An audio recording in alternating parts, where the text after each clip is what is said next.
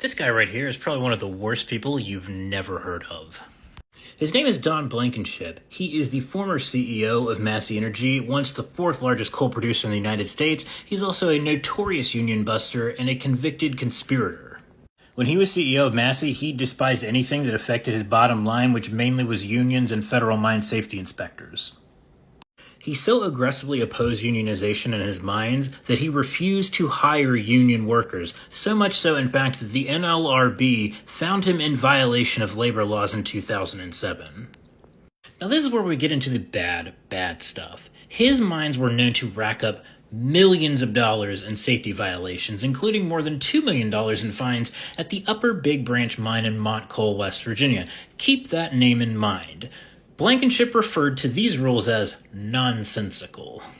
You see, Don knew that it was cheaper just to pay the fine rather than fix the underlying problem and make the mine safer. So that's exactly what he did.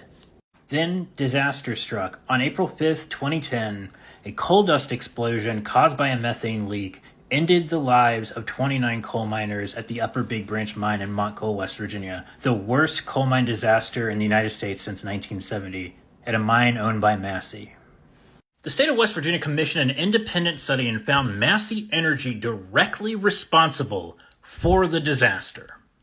A separate investigation was commissioned by the Mine Safety and Health Administration, which found that Massey Energy committed several safety violations which contributed to the disaster. They issued 369 citations and levied their biggest fine in their history, over $10 million, which in today's money is around $15 million. For all of this, he was only ever convicted of one crime, a misdemeanor count of conspiring to willfully violate safety standards, and he was sentenced to 1 year in prison. That's it. And even though what I've cited for you here are facts, I've pulled them directly from original sources, I'm expressing my opinion in this video because Don Blankenship is notoriously litigious, and he's been known to sue people to make them shut up. This week is the 15th anniversary of the Upper Big Branch mine disaster, and in some respects, not much has changed. Yes, there have been huge improvements in mine safety since then, but from a corporate culture standpoint, CEOs are still more than happy to disregard safety standards, worker well-being, just so that they can earn more money and line their pockets more.